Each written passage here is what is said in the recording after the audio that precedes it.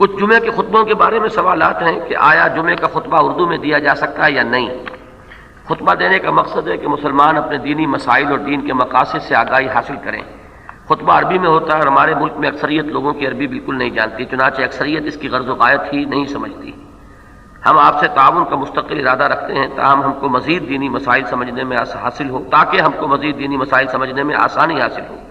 کیونکہ سوالات کا انبار ہے اور وقت کافی کم ہے، اس لیے اس سلسلے میں برائے مہربانی رہنمائی فرمائیں۔ دیکھیے، خطبے کے اردو میں پڑھے جانے کے لیے یہ دلیل اگر مان لی جائے گی تو پھر نماز کو اردو میں پڑھنے کے لیے بھی اگلا قدم اٹھے گا کہ دلیل پھر وہ وہاں پر بھی چلے گی۔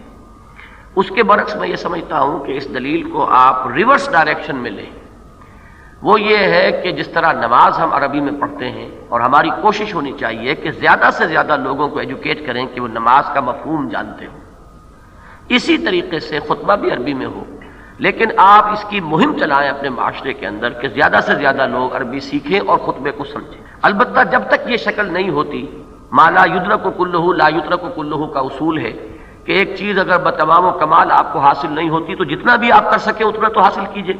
اس کے لیے یہ تلافی جو ہو رہی ہے اس وقت کہ کچھ لوگ جو ہیں وہ تقاریر کرتے ہیں اردو کے اندر تاکہ یہ کہ اس کو مفہوم کو لوگ سمجھ لیں، وہ مقصد اس سے پورا ہو جائے، خطبہ جو مسنونہ ہے وہ عربی میں پڑھ لیا جائے۔ اکثر و بیشتر ہمارے ہاں اسی پر عمل ہو رہا ہے۔ اہل حدیث حضرات جو ہیں انہوں نے ایک دوسری شکل اختیار کی ہے کہ خطبے ہی میں وہ کچھ اردو میں بھی بیان کرتے ہیں اور کچھ مسنون جو الفاظ ہیں وہ عربی زبان میں بھی، شروع میں بھی اور دوسرے خطبے میں بھی۔ تو میرے نزدیک یہ دونوں چیزیں اجتہادات پر مبنی ہیں اور اسی لیے ہیں کہ خطبے کا اصل مقصد حاصل نہیں ہوتا جب تک کہ لوگوں کو ان کی زبان میں کچھ سمجھایا نہ جائے۔ ایک اجتہاد یہ ہوا کہ خطبہ مسنونہ وہ تو عربی میں پڑھو تاکہ اس کا ایک تقدس اور اس کے ساتھ مسلمانوں کا ایک جذباتی لگاؤ جو ہے وہ برقرار رہے۔ باقی یہ ہے کہ اس کی جو کمی رہ رہی ہے اس کی اردو تقریر کے ذریعے سے تلافی کر دو۔ ایک اس کے اندر اجتہاد یہ ہوا کہ نہیں، خطبے ہی کے اندر جو مسنون الفاظ ہوتے ہیں عام طور پر وہ عربی میں ادا کیے جائیں اور باقی یہ کہ اردو میں تقریر بھی ہو جائے۔ اب یہ چونکہ دو مسلکوں کا معاملہ ہے، میں اس میں کوئی ججمنٹ نہیں دینا چاہتا کہ یہ بہتر ہے یا وہ بہتر ہے، لیکن یہ کہ دونوں کا مقصد ایک ہی ہے